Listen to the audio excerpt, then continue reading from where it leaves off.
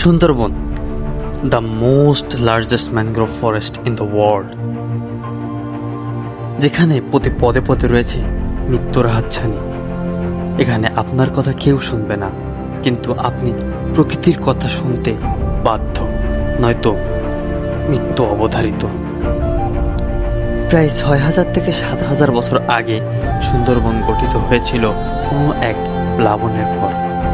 So আজকের যাত্রা সুন্দরবন।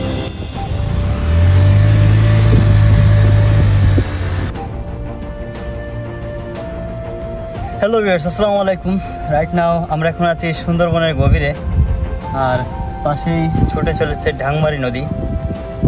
আপনারা সবাই জেনে থাকবেন কিছুদিন আগে এই ঢাংমারি নদী থেকে একটি ছেলেকে কুমিরে টেনে নিয়ে গেছে। 2 থেকে 3 দিন পর তার লাশ পাওয়া গেছে। আই থিঙ্ক এই ভিডিওতে আমি আপনাদের কিছু আনসিন প্লেস দেখবো সুন্দরবনের, যেটা কেউ কখনো আপনি দেখেননি। আমরা খুবই সকালে খুলনা থেকে আমাদের যাত্রা শুরু করি। প্রথমে খুলনা থেকে বটিয়াঘাটা হয়ে ঝপঝপিয়া ফেরিঘাট পার হই এবং দাকোপে প্রবেশ করি, এবং তারপর দাকোপ থেকে পানখালি ফেরিঘাট পার হয়ে আমরা সুন্দরবনের পশ্চিম রেঞ্জে প্রবেশ করি। ঢাংমারি খালে প্রবেশ করার পরেই আমরা দেখতে পাই যে একটি ছোট বাচ্চা এই ঢাংমারি খালেই মৎস্য শিকার করছে, তাই অনেকক্ষণ তার সাথে কাটালাম। তো বসে নেই জায়গা তো এই দিয়া দেখতেছি। আচ্ছা আচ্ছা আচ্ছা, ও ওইখানে। তাহলে এটা হচ্ছে ঢাংমারি নদী। ওই যে ওর ওই পাশে ওইটা কি? কই? ওই যে ওইটা ফরেস্টের অফিস। হ্যাঁ, ফরেস্টের অফিস। ও আচ্ছা আচ্ছা আচ্ছা। এই নদীতে কুমির আছে না? এই যে মাঝে একজন যে ধরে নিয়ে গেছে, সে ওই এই জায়গা নাকি আরো সামনে? না, এই জায়গা না, মেলা দূরে। ওইদিকে? আচ্ছা। এখানে পৌঁছানোর সময় আমাদের অনেক বাধা অতিক্রম করা লাগে। রাস্তার এমন বাজে দশা যে আমাদের কয়েক কিলোমিটার হেঁটেই যাওয়া লাগছে এভাবে গাড়ি ঠেলে ঠেলে।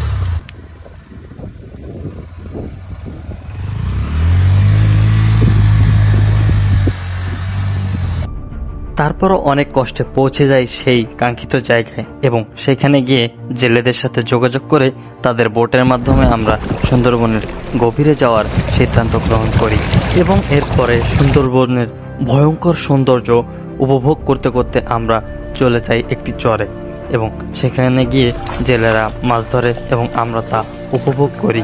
গা ছমছমে ভাব, কখন হঠাৎ করে চলে আসে আমাদের মামা বলাই যায় না, তাই চারদিকে নজর রেখেই বাকি কার্যক্রম করা লাগে।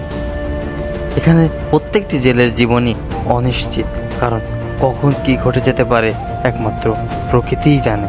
এই হচ্ছে সেই গোলপাতা গাছ, আর আমরা এখন যাচ্ছি গোলপাতার বাগানের ভিতর দিয়ে। সাধারণত এই গোলপাতার বাগানের ভিতরেই বাঘ লুকিয়ে থাকে, এবং যখন গোলপাতা সংগ্রহের জন্য জেলেরা আসে, তখন এর ভিতর থেকে সাধারণত বের হয়ে তারা হামলা করে মানুষের ওপর। আমরা দেখতে পাচ্ছি এখানে একটি গোল ফল হয়েছে, এটি খুবই সুন্দর। কি বলবে? ওড়া ফল। সো এখানে এসে একটা ফল পেলাম, স্থানীয়ভাবে একে ওড়া ফল বলা হয়। এটা নাকি আবার খাওয়াও যায়। প্রথমে নাকি আন্দোলন ফেলে খেতে হয়, আমরা চেষ্টা করে দেখি আসলে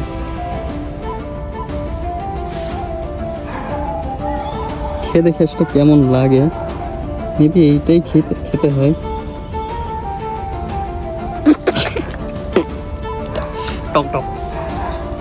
এই সুন্দরবনের মানুষের খাবার পানির খুবই কষ্ট। তাদের কিলোমিটারের পর কিলোমিটার হেঁটে গিয়ে পানি সংগ্রহ করতে হয়, আর একমাত্র উৎস হলো বৃষ্টির পানি। এই বৃষ্টির পানি তারা বিভিন্নভাবে সংরক্ষণ করে রাখে এবং সারা বছর তা ব্যবহার করে। জীবিকার উৎস হিসেবে তারা গবাদি পশু পালন, কাঁকড়া চাষ, ধান চাষ এবং সুন্দরবন থেকে মাছ ও কাঁকড়া সংগ্রহ, এগুলোর মাধ্যমেই তারা জীবিকা নির্বাহ করে। সুন্দরবনের রাজহাঁসেরও বিশাল সুনাম রয়েছে। আর আর নিয়মিত জেলেরা এভাবে এই সুন্দরবনের ভিতর থেকে কাঁকড়া সংগ্রহ করে এবং বাজারে সেগুলো বিক্রি করে। সো ভিউয়ার্স, দেখতে দেখতে ভিডিওটি শেষ হয়ে গেল। আর দেখতেই পাচ্ছেন যে কি অবস্থা হয়েছে জুতো টুতো ছিঁড়ে। আর এখন লাউডক ফেরিঘাট পার হয়ে মংলা হয়ে খুলনার দিকে রওনা হোক। আর টুইটার। সো দেখা হচ্ছে নেক্সট কোনো ভিডিওতে। সবাই পেজটি লাইক করবেন এবং ইউটিউব চ্যানেলটি সাবস্ক্রাইব করবেন। Thank you.